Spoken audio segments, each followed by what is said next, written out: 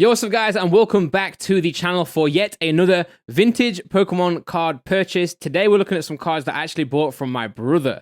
Now, this is not the brother that you guys may know as Professor Oakwood on YouTube and on Twitch. This is instead my other brother who also collected cards, you know, when we were a little bit younger. And he's got quite a few cards, pretty much a lot of cards that I also have in his collection. I've been trying to buy them off him for years, but he seems to prefer to sell them on eBay than selling them to me, which is what it is. But this time he sent some cards to me down here to have a look at and tell me the value of them, etc. And I did that, and I also gave them a little bit of a pre-grade, etc. And I ended up giving them an offer as well of a price that I would pay for these, which was £1,000, £1,010. I was very generous with this offer, I can't lie. I did price them up for a couple of reasons, mainly because first of all, he's my brother, and second of all, I just want the cards, man. Like, I just want the cards, you know. I want more cards in my life. I enjoy this too much. So without any further ado, let's get into these cards, okay? Now, these cards didn't come to me like this. You know, I put them into a nice grade fit semi-rigids. Make sure you guys go and check out grade fit in the description. And yeah, let's go through the cards together. So Brock's Ninetales, I already have this card in a PSA 10. This is from Gym Challenge, but it's a card that I like. It's a decent card, so I thought, you know what?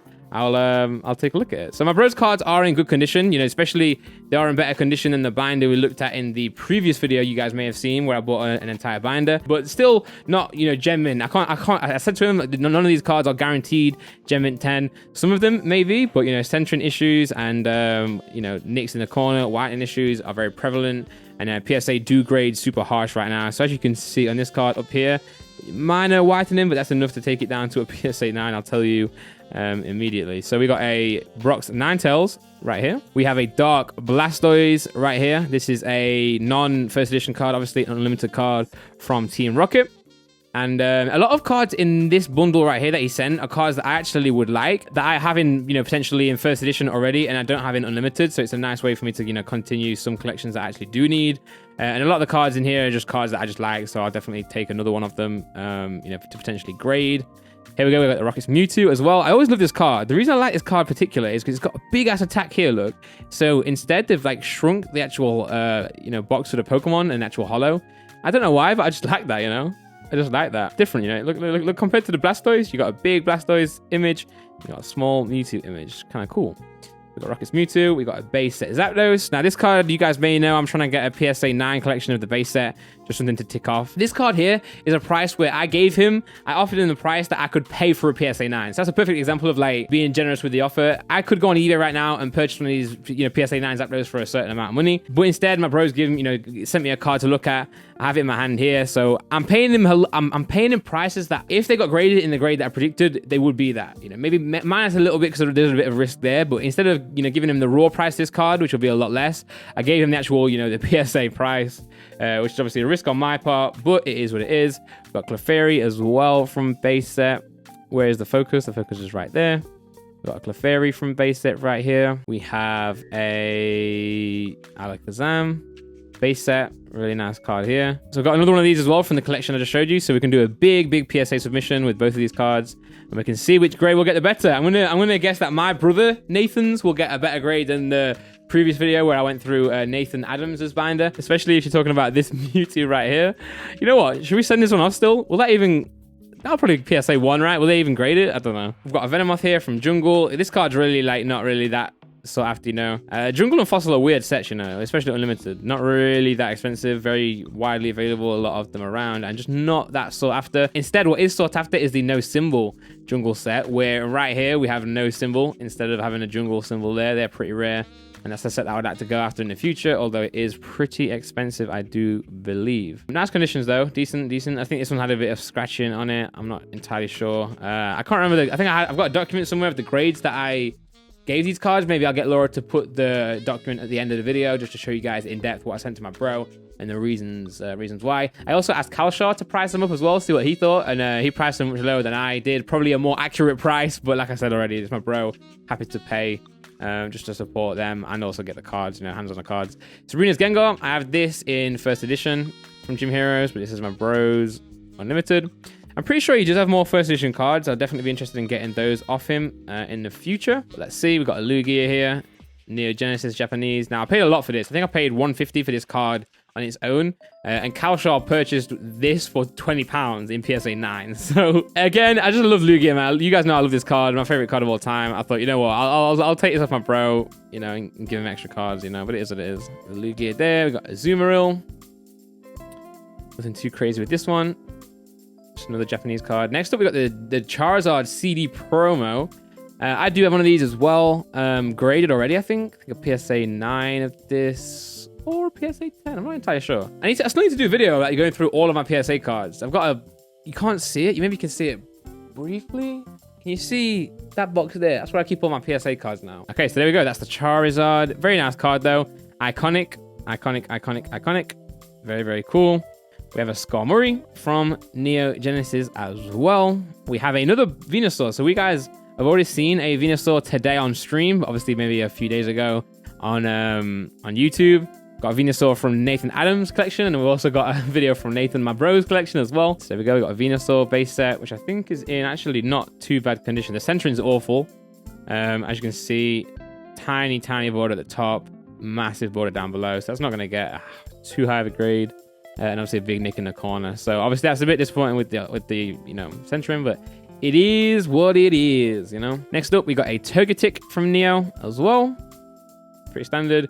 We got a Blaine's Arcanine. Very nice. I think we got the same one in Nathan Adams. Why does Nathan, my bro, and Nathan Adams have the same cards? I think they're just popular cards back in the day. I think everyone had these cards, especially this one.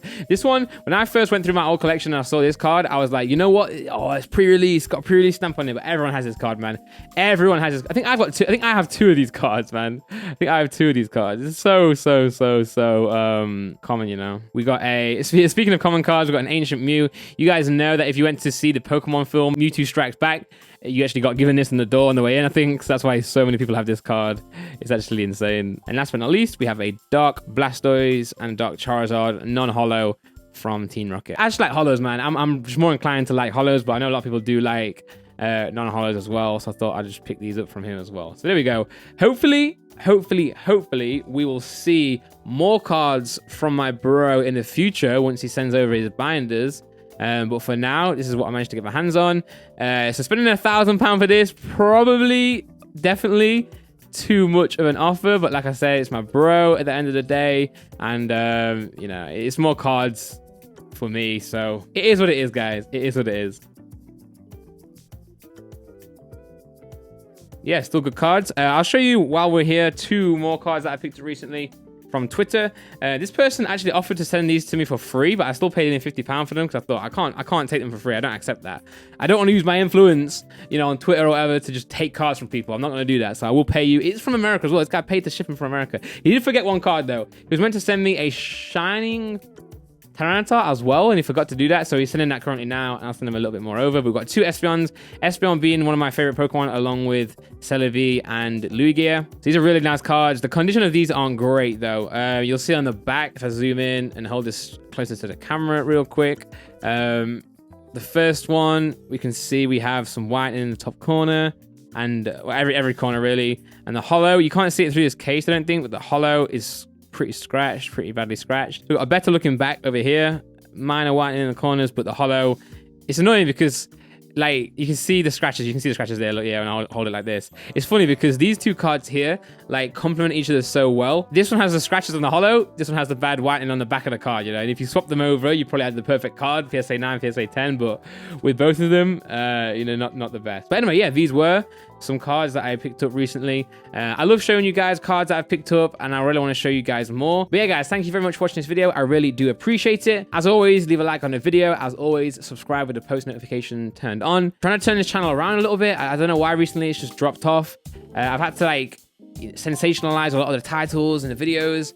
Even the video where I showed you guys the Lugia, man, like, I'm surprised. Like, the title for this video right here was, you know, I spent £2,000 on this vintage Pokemon card. I mean, for me, that title should just bark, right? That title should, that's a great title. Like, what? Money in the title, rare Pokemon card, vintage Pokemon card, good thumbnail. It didn't do well. I know Leon Hart posted a video on his channel where he said that his channel was wrongly marked as for kids, even though the content isn't for kids. I mean, what type of kid is spending £2,000 on a first edition Pokemon card? You know what I'm saying? So I'm speaking to YouTube right now. They're investigating it, and hopefully we can get to the bottom of it, because I don't know. I'm trying a lot. I'm trying really hard, and I'm not ungrateful at all. I'm grateful for the community we built here.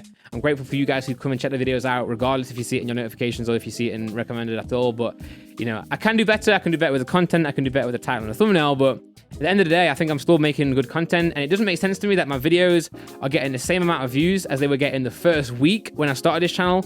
At that point, it had 4,000 subscribers, and now I've got 140,000 subs on this channel, and we're getting the same views we got the first week, which doesn't make sense. Whereas in January, I remember we were posting videos. They'll get 30,000 views first day, 70,000 views after a couple of days, you know, every day of the week, banging. And then there's a certain point, end of February, start of March, I think, where it just went down, it just dropped like mad. And it wasn't until Leon Hart posted his video where he said the same time frame he's noticed his views started to decline. That I thought, you know what, maybe YouTube, I don't really like buying into the conspiracy, YouTube are, you know, restricting certain channels, etc. But at that point there, I was like, you know what, maybe something is up. And I can see why channels like this do get flagged as for kids, because at the end of the day, we're opening Pokemon cards. You know, Pokemon is a very child-friendly brand, but it's just the style of videos that I'm making are, you know, they're acceptable for kids. You know, they're definitely kid-friendly, but they aren't, the intended audience isn't, you know, kids. At the end of the day, it's for, you know, 18 to 24, 30, 40, people who collect cards. It is what it is. Hopefully we can get to the bottom of it. Regardless though, I will still keep making videos. Recently, I'm thinking like, is this channel worth doing anymore? Is it worth the time? But at the end of the day, I love doing it, and I don't want to, I would never stop, because I enjoy doing this, and I enjoy making content for you guys, especially when it comes to, you know, vintage cards and grading cards and opening cards, you know. So hopefully we can get through it. Hopefully we can try and bring this channel, you know, back, but we'll see. But thanks to you guys for supporting regardless. Much appreciated, guys. Thanks for watching. I'll see you on the next one. Take care. Peace out.